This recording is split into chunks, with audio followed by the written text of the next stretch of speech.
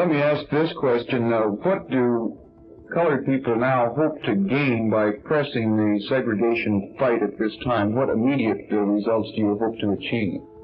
Well, we hope to achieve equal rights of any human being deserving. That's what we are working for. On the 5th of December in 1955, a Negro woman was arrested, Mrs. Rosa Parks, for refusing to give up her seat for a boarding white male passenger.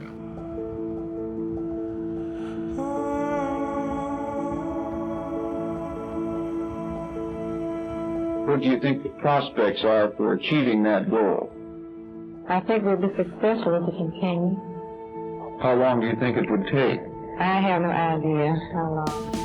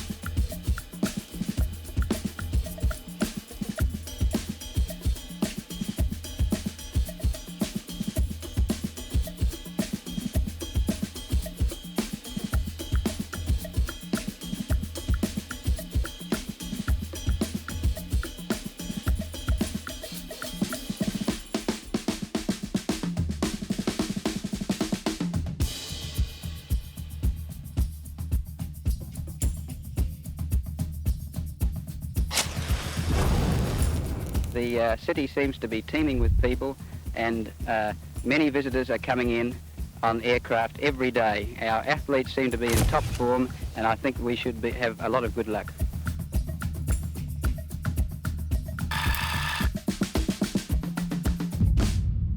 The 18-year-old Cassius Clay was immersed in newfound fame and glory. In Rome, he was celebrated. He had won the gold medal after a well-fought amateur career of 108 fights, 6 wins at the Kentucky Golden Gloves Championships, 2 National Golden Gloves Championships, and 2 National Amateur Athletic Union titles. Around Olympic peers, he was a prospect like no other. Young, handsome, and gifted, his aura was beginning to get realized. Albert McClure defeated Italy's Carmelo Bossi. Eddie Cook of the USA took an even closer decision from Poland's Tarnan Walasek. But the most popular USA winner was the light-hearted Cassius Marcellus Clay V in white here, who easily defeated Poland's Zbigniew Piotrkowski. Hey, tell me how you came to get such a Roman name as that. Well, as I understand, I'm Cassius Marcellus Clay VI, and my great-great-grandfather was a Kentucky slave, and he was named after some great Kentuckian. Well, Cassius Marcellus Clay is a great name in Kentucky. And really, where he was from or where it was all originated, I couldn't tell you. But since I've reached a little fame in boxing, most people want to know where am I from and where did I get that name. But really, I haven't really checked on it, so I see that I'm going to have to go look into You'll have to look it up. See what it's all about now that I'm getting a little interviews. Yeah. How did you come to take up boxing? Well, I started about 6 years ago. My bicycle was stolen, and my cousin was a boxer. He wasn't too successful, but he boxed. And he told me that he would train me if I ever catch the guy that, you know how kids think, if I ever caught the guy that stole my bicycle, well, I would know how to fight. You know, I could defend myself. Well, anyway, he took me to the gym, and he quit later, but I kept it up. Did you catch the guy who stole your bike? No, I never did. You still looking for him? No, not now. I was just a kid. But when the Olympian returned to Kentucky, he was refused from a bar. We have this illegal, unconstitutional injunction. All we say to America is be true to what you said on paper. Because somewhere I read of the freedom of assembly. Somewhere I read of the freedom of speech. Somewhere I read of the freedom of press. Somewhere I read that the greatness of America is the right to protest for a right. After all he had achieved, the young Cassius was enraged, throwing his gold medal into the Ohio River. Cassius's first interaction with a black public speaker was in Harlem. He and a few Olympic athletes were invited out by sports presenter Dick Shep. On the corner of 7th Avenue of 125th Street was a man standing upon a soapbox. His message was about buying black to support black capitalism and businesses. From this point on, Cassius was entranced.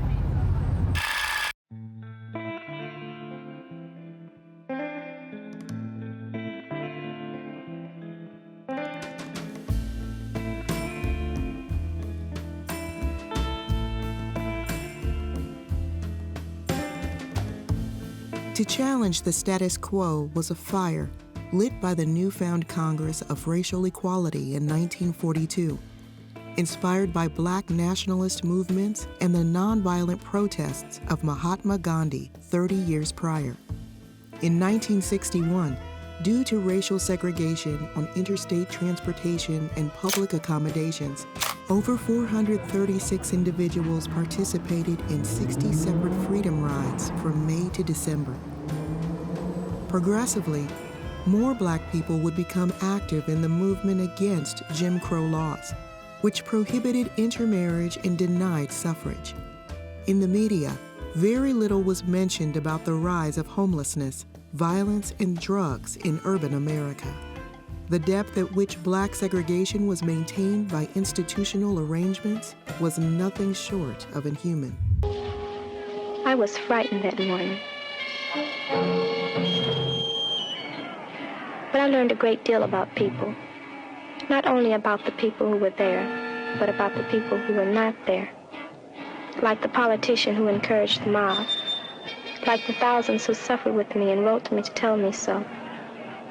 While I waited, I heard brave voices speak out against intolerance, and I saw grown men turn their heads in shame from a camera.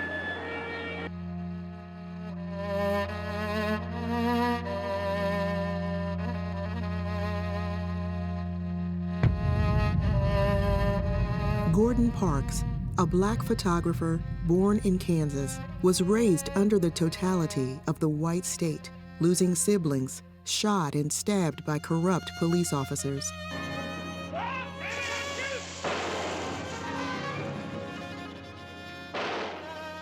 With a passion for music and film, Gordon found his way to college to study in fine arts, against the desires of his father and teachers. It was considered a rarity, an ill recommendation for an African American to express their voice. Gordon had discovered the power of still imagery on a whim, buying a Voigtlander Brilliant after witnessing the bombing of USS Panay on film. The photographer Norman Alley presented Gordon with newfound inspiration to capture moments in time, but with an introspective, sensitive viewpoint, as though the poems of Langston Hughes were flowing from the frame. Gordon's work would be recognized in Chicago. A series of photos on poverty won Gordon the Rosenwald Fellowship, with his work acting to inform the U.S. public of the conditions surrounding the Great Depression. His desire to capture the tonality of black livelihood in the media was not only informative, it was necessary. I wouldn't want any kid to suffer what I suffered in the early days of my life back in the state of Kansas. Because of racism and poverty. Racism and bigotry, poverty. I wouldn't want any kid to suffer what I suffered. But yet and still, I have no regrets for what I suffered, because whatever I suffered has made me whatever I've become. In his early years, Gordon Parks found himself working for Vogue and then capturing crime across the U.S. for Life magazine. In his haunting yet beautiful images, the classism was made abundantly clear.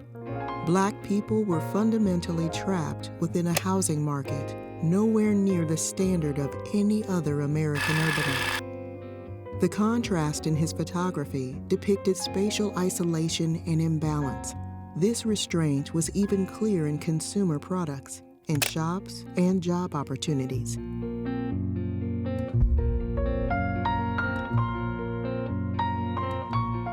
To Washington, we got to get where we are going. To travel day and night for President. Let Adelaide go the other way. We'll all go with I. President. You like Ike, I like Ike. Everybody likes Ike for President. Hang up the banner, beat the drum. We'll take Ike to Washington. We'll take Ike to Washington. Now is the time for all good Americans to come to the aid of their country. I don't think there's any gradual coming together. There may be a gradual coming together at the top. A few hand-picked, upper-crust, bourgeois Negroes are coming together with the so-called liberal element in the white community. But at the mass level, I don't think there's any real, honest, sincere coming together. If there's anything, there's a widening of the gap. The state of living was unbearable, from public lynching to the lack of human rights. The African American community were growing restless under their inhumane treatment. In 1962, Cassius was contacted by Sam Saxon, a member of the Nation of Islam. The two went to watch Elijah Muhammad speak for the first time at a rally in Detroit, Michigan. Just prior to the rally, Sam took Cassius to be introduced to Malcolm X, the minister of New York City's Mosque No. 7. One of the signs that manifests the wrath of God today against America and against the white world, period, is the upset in nature. Everything that America tries to do today, wherein once you were successful in all of your efforts, all of your endeavors were successful. Anything that Uncle Sam put his hand on turned to gold. Everyone bowed to Uncle Sam. Everyone respected Uncle Sam. But not because I say so, but for facts. Today, the shoe is on the other foot. The whole world is turning its back on Uncle Sam. The whole world is looking down on Uncle Sam. The whole world looks at Uncle Sam with contempt and with increasing hatred. Why? Because Uncle Sam is the earth's leading hypocrite. The number one hypocrite on this earth is Uncle Sam. Malcolm X was a giant in both his presence and vocal power. The rise of civil rights activists was needed to merge the racial gap within politics, much as what Cassius was aiming to achieve in sport. The black neighborhoods formed self-feeding spirals which refrained from outside interaction. However, protests would disturb the United States, causing economic dislocations and rendering the black communities impoverished and geographically isolated. This was known as the Dark Ghetto, invisible walls which were built by the white powers, subjugating those who remained trapped within. Malcolm X's international exposure rose after demonstrating himself as a prominent member of the Islamic religion. Self-taught in prison, Malcolm underwent a tumultuous childhood. His house had been burned down by the Black Legion, a subsidiary group of the KKK. His father, Earl Little, was killed by a Lansing streetcar, dragged into a passing train. To the speculation of many, including his family, Earl was assumed to be murdered by the white racists. Malcolm's mother, Louise Little, was placed in a mental institution shortly thereafter. Malcolm would be relocated to Harlem, delving into a life of crime, disregarding his prior ambitions of becoming a lawyer, which was scoffed at by his white teacher. Malcolm, uninvolved with sports, was unaware of Cassius Clay. Nonetheless, the sprightly up-and-coming boxer made a strong impression. Though Cassius was initially rejected from joining the Nation of Islam due to his involvement in boxing, Malcolm was keen that Cassius could become something more, a figure emblematic of the fight to end racial segregation. Malcolm would begin to show Cassius the power of public speech and the desire to make socioeconomic change. The two became closely knit, conjoined by the words of Elijah Muhammad, separation or death. Malcolm continued to host civil rallies, and his presence would steadily unfold in the media. Malcolm acted as a teacher to Cassius. He advocated self-defense, which differed from the philosophy of Martin Luther King, and even more so, Elijah Muhammad. Tension was beginning to form between the Nation of Islam and Malcolm X, whose desire it was to alter the political direction and become more active in protesting the civil rights movement. Oh, Henry Cooper's nothing but a tramp. He's a bum. I'm the world's greatest. He must fall in 5 rounds, but if you talk about me, I'll cut it 3. Your prediction about Doug Jones didn't go quite right, though. Well, Doug Jones was a little tougher than I thought he was, but I'll never fight another fella as tough as Doug Jones, not even that big ugly bear Sonny Liston. Is he your next fight? Well, after I annihilate this Henry Cooper, I want that bear. And what's going to happen to him? Bad. What's going to happen to him? He might be great, but he'll fall in 8. Cassius Marcellus Clay, the champ, aged 24, in his own view the greatest and the prettiest, but as others see him, the loudest and the brashest, arrogant, boastful, sometimes hysterical. Cooper's training is uncluttered by personal problems of that sort, but he has others to contend with against a man who's 8 years younger, faster, and has the advantage of height and reach. In Wembley, North London this week, an unworried Henry Cooper left his trim suburban home for his training headquarters in Welling, Kent, away from what manager Wicks calls domestic distractions. When you go into the ring this time with Cassius Clay, what will your attitude to him be? Will he be just another opponent, or will you work up some sort of hate relationship? No, I mean, I don't think any fighter goes in the ring really hating another fighter. No, I just go in there thinking it's a job of work to do, right? He's another fighter to me. I won't be saying to me, oh, he's world champion, what have I got to do to beat this guy? I should be trying to treat it just as a normal fight. If Cooper beats me, I will retire. If Cooper goes over 5 rounds, I won't return to the United States for 90 days. Why not? Because I talk too much.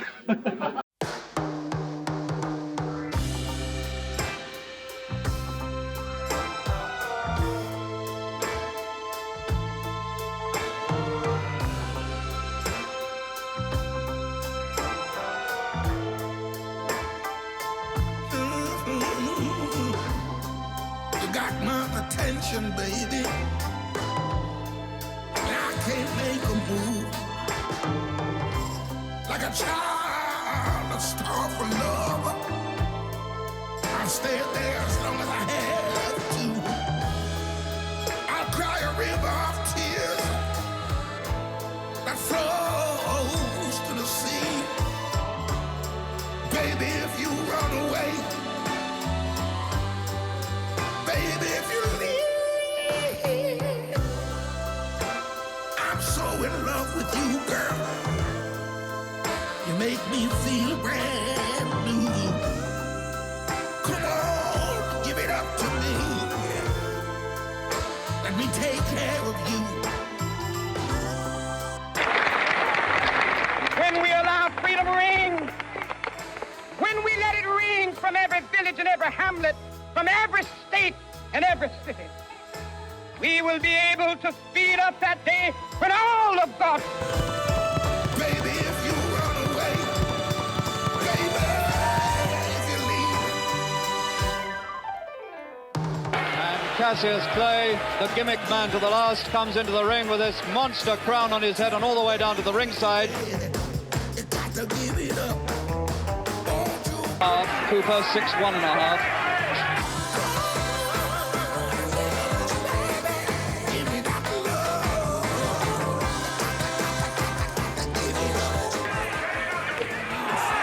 Cooper's right hand, the first time. Of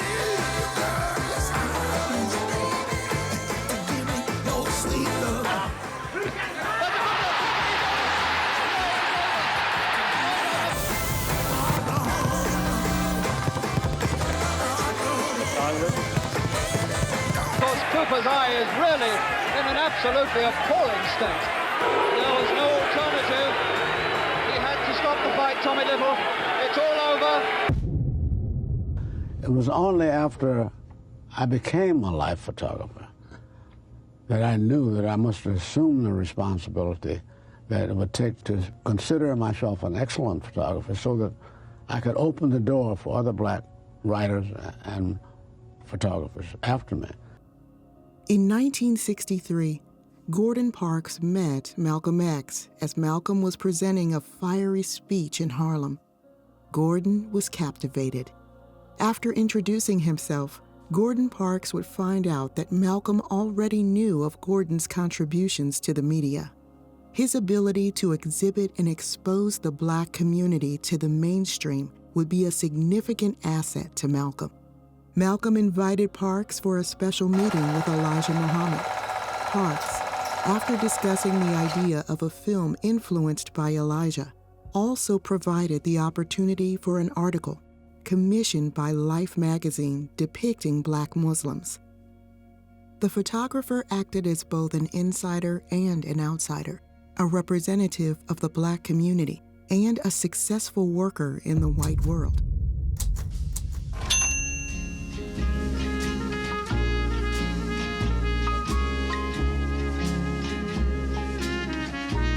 The pilot announced our position over Chicago, and I looked down, thinking of the 3 years I had lived in the infamous Black Belt of that city.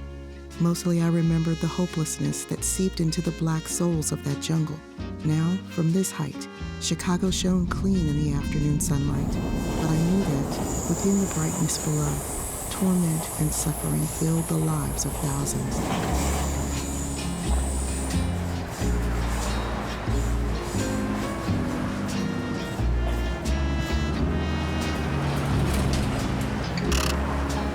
In addition to piercing portraits of Malcolm X and Elijah Muhammad, the story also featured one of Gordon Parks' masterpieces, a photograph of Muslim sister Ethel Sharif in Chicago. Malcolm X had befriended Gordon. Though actively supporting the civil rights movement, Gordon would state his dismissal of violent means to an end. He would poignantly state that the country could not be so easily split between black and white, and so he could not proceed any further to support the divisive political and cultural goals set by the Nation of Islam. I saw in 1960 when I turned professional that I had a hard way to go to beat all the top contenders, so I had to overshadow them, predicting and been blessed and successful enough to fulfill my predictions, and calling the rounds and writing poems and weigh-in disturbances and challenging my opponent on the street, and this was controversial and it was colorful, and I overshadowed all the contenders, and the promoters are the ones who promote the fights and who put up the money. Well, I was a bigger draw than Eddie Machen at the time, than many top contenders, so this threw me right into the championship fight. Earlier, he had received a tumultuous reception in Fort Worth. Now, more thousands are waiting to greet him in downtown Dallas. But death is less than 1 short hour away. A dark page in the annals of America has been written to the crack of an assassin's bullet. A nation mourns, the world grieves. The man who became 35th president less than 3 years ago is dead. The crowd almost muffled the 3 shots. The assassin's aim is deadly. The area is aswarm with police, rangers, and Secret Service men. The murderer slips the net, but a few blocks away, a man is captured after he is reported to have killed a policeman. That man is a 24-year-old pro-Castro Texan who once sought Soviet citizenship. He is charged with murder.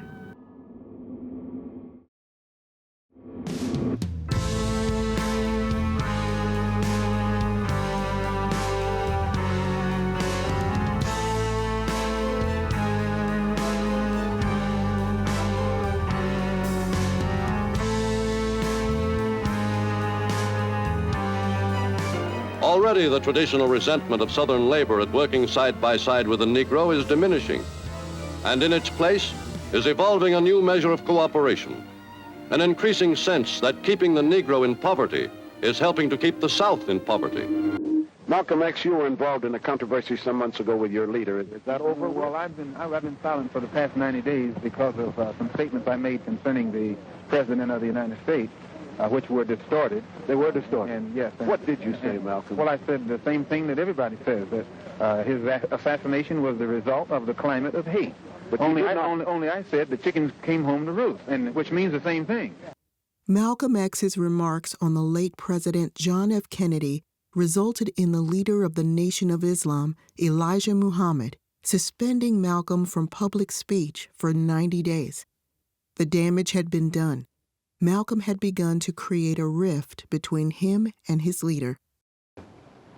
Would you fight Floyd Patterson for charity? Floyd Patterson's a sister. I done knocked that out of my mind. He ain't nothing but a chump. If he go back, let him go back and fight Sonny Liston. If he can last 2 rounds, again, if he can answer the bell for the second time with Liston, then he might deserve a shot at me. I'm the king. Floyd thinks he can beat you. Floyd dreamed he beat me, he'd apologize. The world heavyweight champion, Sonny Liston, was a dangerous and formidable opponent. In the lead-up to the fight, Cassius was met with scrutiny due to his outspoken nature and passion for the Nation of Islam, though he wasn't yet a member. Malcolm X would step in prior to the match, condoning his friend to the media. However, Malcolm was asked to be removed, and Cassius was told to keep his religion and philosophies to himself. Cassius was a dark horse in the boxing scene, and with potentially the most dangerous fight of his life on approach, he needed to overcome his emotions and go to war in the ring. I'll win him. Well, it all depends, you see. If you go to his gym, you have to say he wins. And if you go to Liston's gym, you say Liston will win. Yeah. The big lad, Jim will win. I think Liston will win, but Cassius Clay is a good singer. He's a good singer. But he told us, yeah, he's Chubby Checker's cousin. He made up a poem as well. Yeah. This one of the things that have been reported over here in the British Embassy. What actually happened in Washington at this place? Well, we just sort of went.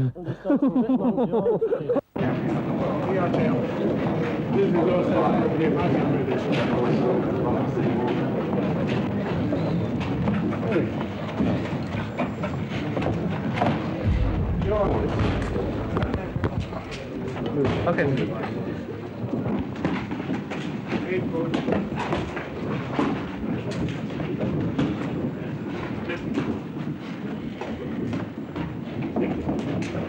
Well, were you impressed? Yeah, he looked very good. Have you ever seen him before? No, You've never seen him in action before. No. Have you got any young heavyweights over there who are promising?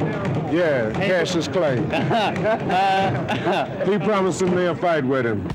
There aren't many people who could do this to the greatest. But this was one of the closest relationships in the history of boxing. So when Angelo told Ali to do something, there wasn't usually much of an argument.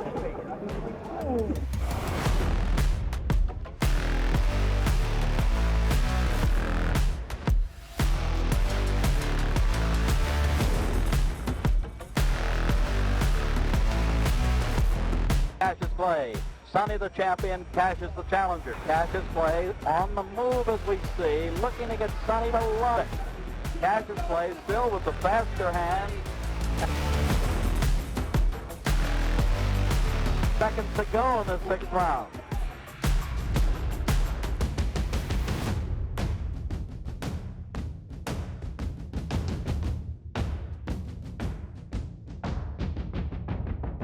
They might be stopping it. That might be all, ladies and gentlemen. Get up there, Joe.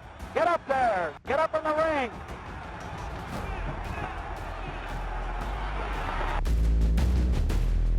The newly reigning heavyweight champion was not only an impeccable fighter, but an individual who stood for something greater.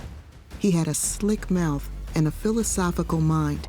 Audiences were not only entertained by him, they were in awe. My main plan is to hit and not be hit. So you're going to move as fast as ever, are you? Right. Are you really fit? We'll see tonight. And Brian, any last-minute predictions? Never give a prediction in 49 professional fights, no. How are you going to... Have you got any plan for the fight? I've got my own plans, yes, which I'll keep to myself until I get in there. Do you think you can catch him? I'm hoping so. That's what I'm in there for, to try and do. And how long do you think it'll go?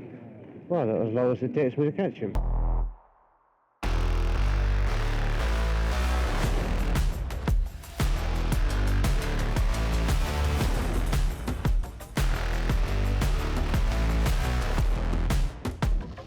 For real, I don't believe that the man to beat me haven't been born yet. I'll be champion. I can stay in the ring 10 more years, easy, I figure.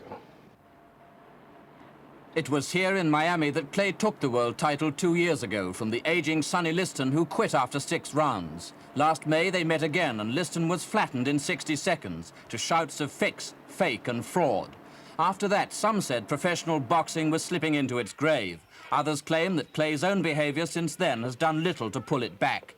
His ranting and raving, his association with extremist Negroes and his attitude to military service have all made him unpopular. He is hero now to few. Cassius had become something more. Malcolm had introduced Cassius to African diplomats. Together, they wanted to do something drastic in order to restore racial pride to the world. Malcolm was like a brother to Cassius, but after a phone call with Elijah Muhammad, everything would change.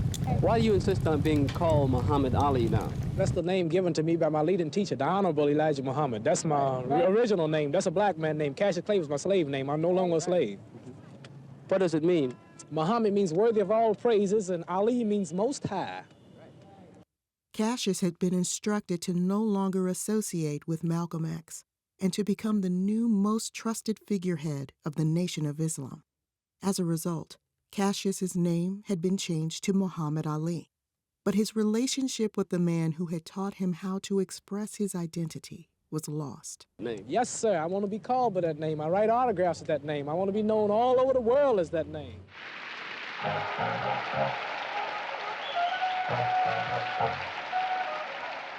What attracted you then to Islam? There's been great publicity given to the fact that heavyweight champion Cassius Clay is one of your followers. Do you think he's a sincere follower? Well, Cassius is following Elijah Muhammad, and I'm no longer a follower of Elijah Muhammad myself. I do believe that Cassius is sincere in what he has been doing. I was with him during the 9 days, I think, when he was training for the Liston fight, and he seemed very sincere. Whether he has understanding to equal his sincerity is another thing. Why did you fall out with Elijah Muhammad? Well, some internal disagreements and differences that I would rather not go into, but I think that they will come out in public before long. These were personal differences? Well, for one thing, I believe in the religion of Islam, and I went to Mecca recently to get a better understanding of it, and I think that the black Muslim movement itself, if it doesn't adopt the Sunni practice of Islam, the orthodox practice of Islam, that it will disintegrate and fall apart. Ali was faced with scrutiny from the press. His name change was polarizing and considered offensive and distasteful. Malcolm returned home to his family, having lost not only the support from his leader, but his friend. Malcolm X, who was still set on his goals, founded the Islamic Muslim Mosque Incorporated and the Pan-American Organization of African American Unity. His desire to heighten the political consciousness had intensified his relationship with the Nation of Islam. After disclosing sexual misbehaviors from his previous teacher, Elijah Muhammad, Malcolm received death threats.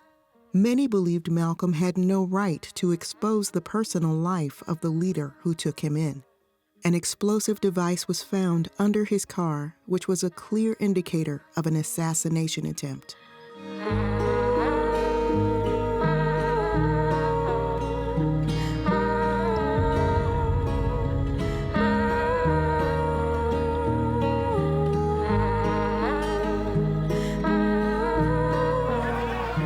2 days later, on the 21st, February 1965, he was killed, gunned down in the Audubon Ballroom by 3 members of the Nation of Islam.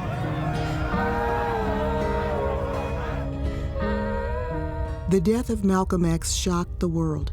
He was a figure who had acted without fear. In doing so, his ability to capture the flawed nature of society and discrimination would survive to this day. Now, we have 2 psychological battles that we're fighting against white folks. We won one. They told us that we should hate Malcolm X. We dumped that, thank God.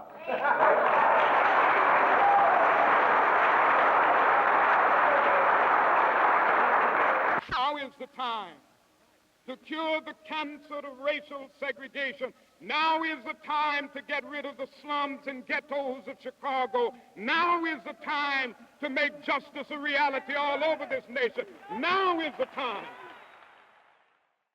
I wish I'd been able to tell Malcolm I was sorry, that he was right about so many things, but he was killed before I got the chance.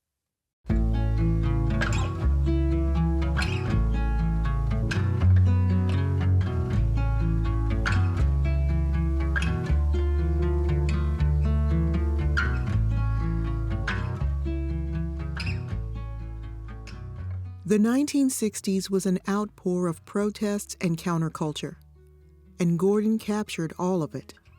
As a photographer, Gordon Parks also advocated for a tangible change in society.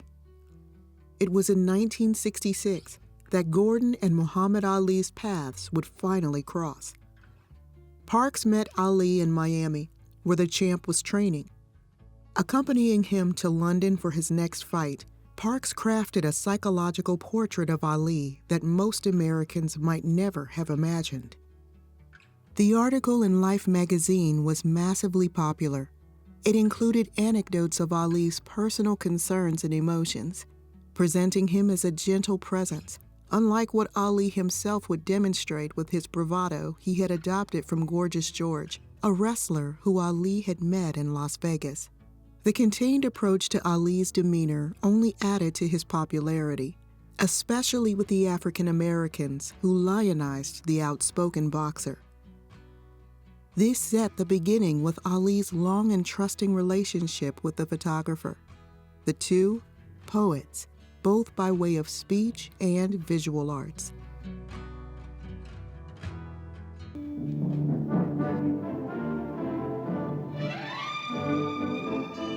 Nine top Negro athletes meet with Cassius Clay to discuss his anti-draft stand. They include Bill Russell, Lou Alcindor, and former pro footballer Jimmy Brown. Says Brown after the meeting, the champ is sincere in his religious beliefs. He believes in his religion, and his stand is based wholly on that. Clay's induction refusal cost him his title. The usual tents, the usual equipment, the usual layout. But here, too, is the unusual. For here begins a 4-phase training program that gives the soldier his baptism of fire before he engages with the enemy.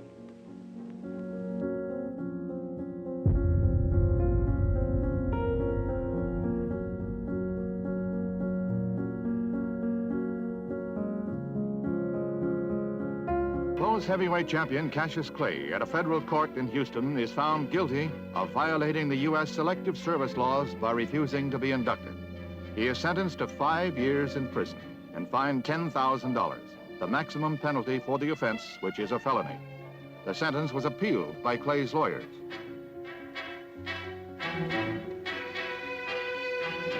Clay contended his status as a black Muslim minister made him exempt from the draft. Released on bail, he faces a possible 18-month wait for an appeal decision. Before the parade, mass draft card burning was urged. Demonstrators claimed 200 cards were burned, but no accurate count could be determined. Reporters and onlookers were jostled away on purpose. Although mostly peaceful, shouted confrontations were frequent and fiery during the course of the march. The anti-war marchers were picketed by anti-war marchers who were hawkish toward the parading doves.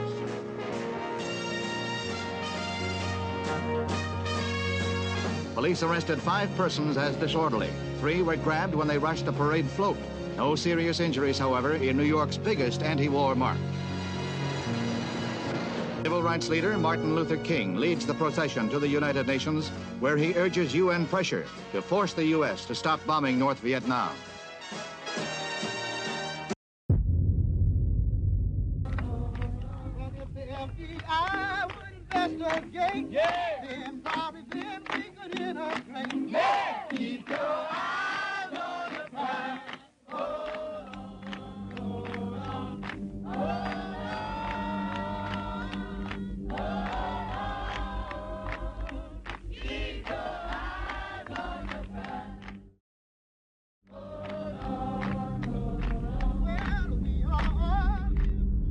In 1968, the Civil Rights Act was passed by Congress.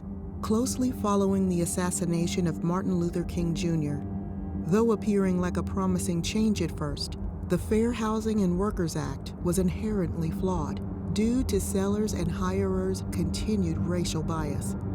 The act itself did, however, provide a sweeping change for the social climate. Luckily, Ali was able to avoid prison time whilst appealing the decision in the Supreme Court. But it was clear to see that the public had lost 3 years, which may have been Ali's prime fighting condition. 3 years that were stolen from him, and he was hungry to make them up as fast as possible.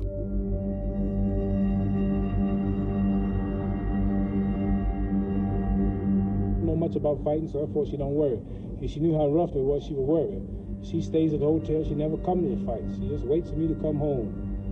Well, would you have a son of yours going to the fight game? No, man, I have a son now, 6 weeks old. My son's gonna go to school, learn 3 or 4 languages, be a scientist, be a doctor, be a lawyer, use his brains, not his fists. So I don't go for that boxing, it's too rough. Very few can be as great as I am. The 1970s marked the start of a new era. The post-civil rights movement had begun. During this decade, Black people made great strides in politics, academics, as well as business. Slowly but surely, change was being made. However, racial discrimination, as predicted, would not see signs of slowing down. In this period, Ali made his return to the ring against Jerry Quarry, who was rated by Ring magazine as the most popular boxer at the time.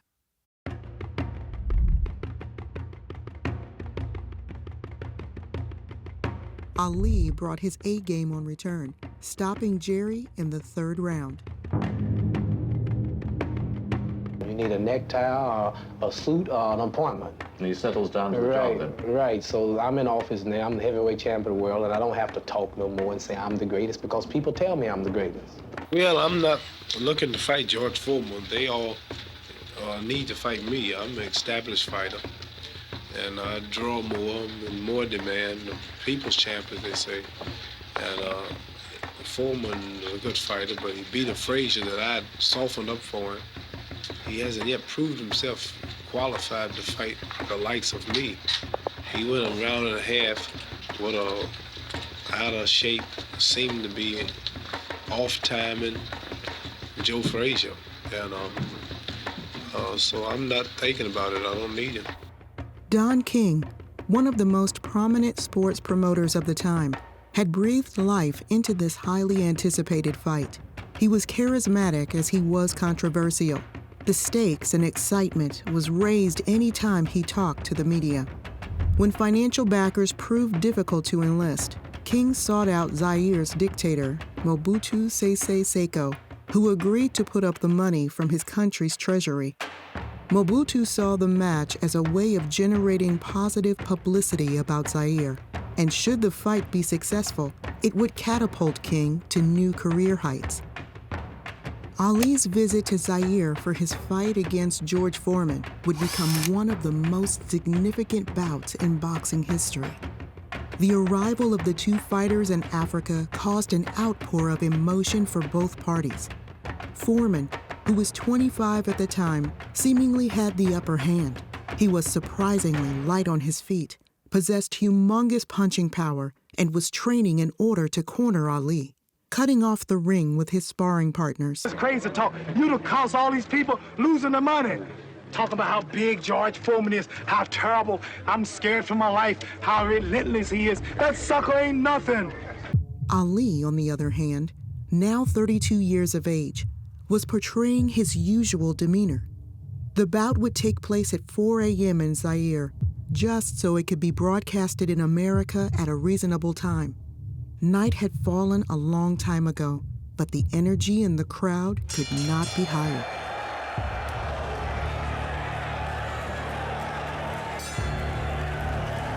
Instead of leading his jab and dancing around the ring, as Ali promised he would, he changed his plan entirely.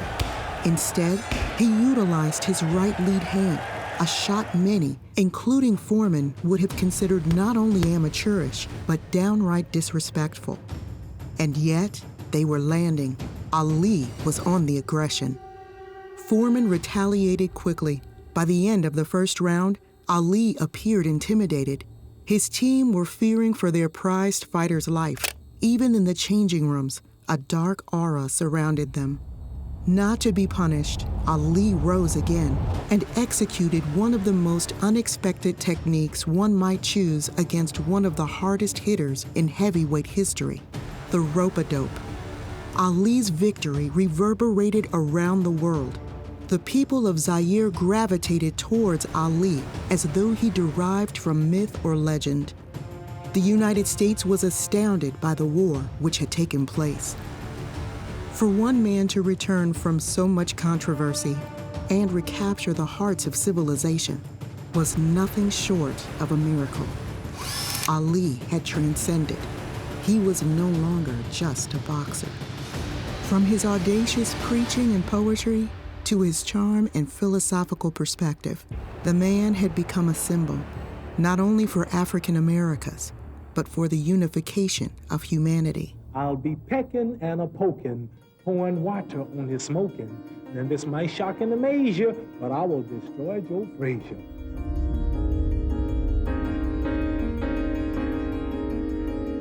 Gordon Parks took a hiatus from photography to focus on filmmaking. His first piece was an anecdotal feature based on his own childhood, The Learning Tree. His music, like the music you're hearing, has been performed by symphony orchestras in New York, Philadelphia, Venice, and Munich. His books have been published in 9 languages. The 15th and youngest child of a Kansas farmer, he told of how it was growing up in his best-selling novel, The Learning Tree. Soon after, in 1971, Gordon would be the pioneer of the blaxploitation subgenre with the release of the hit movie Shaft.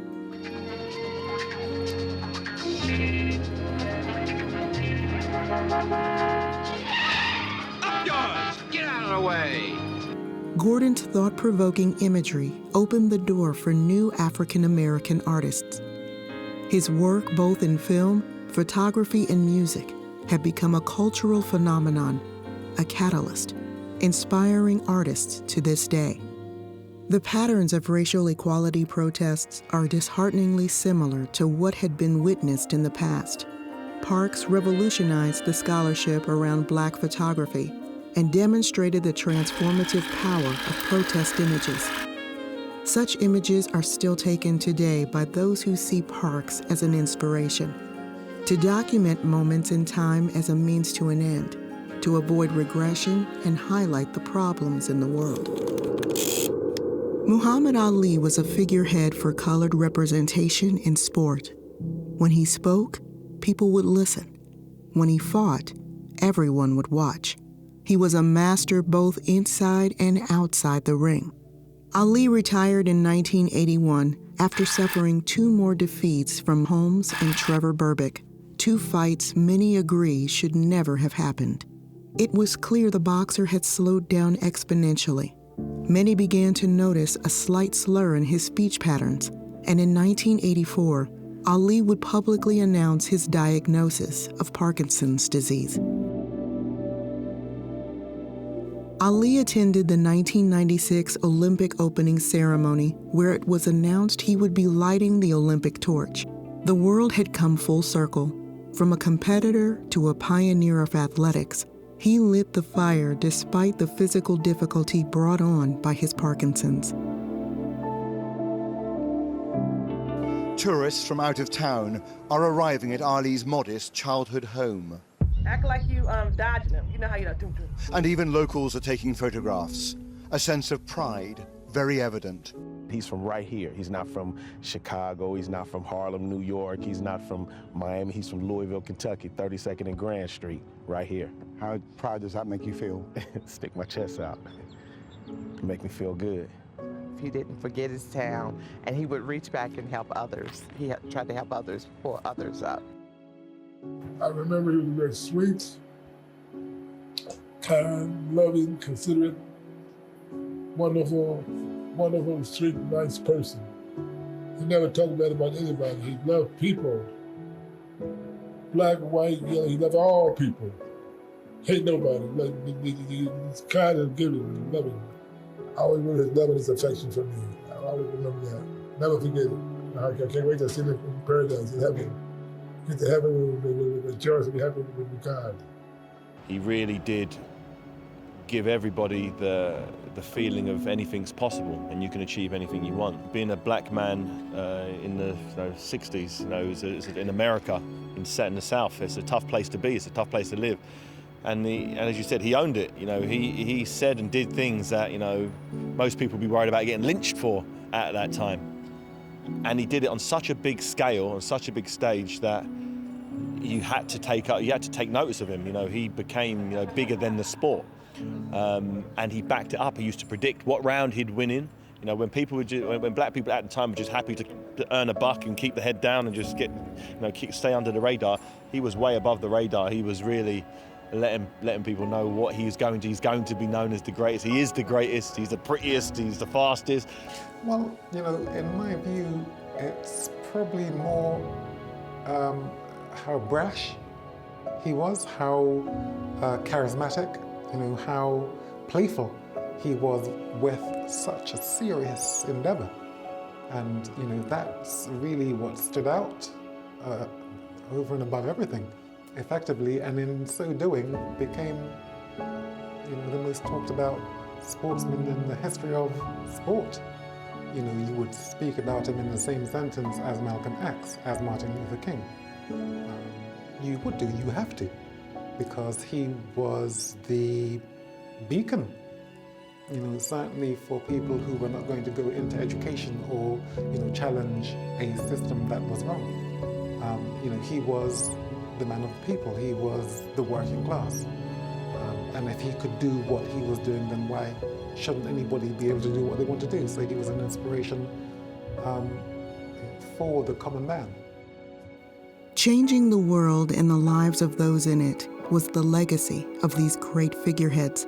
Fearlessly, they challenged the status quo, broke conventions, and remained true to their ideals until the very end. From politics to art to sport, a contribution can be made in every facet of life. These figureheads saw hope in the future and worked their way towards it. They reflected and shaped the social and political climate of the age they were active. To focus on the present and future is paramount, but one must always remember to not forget the past.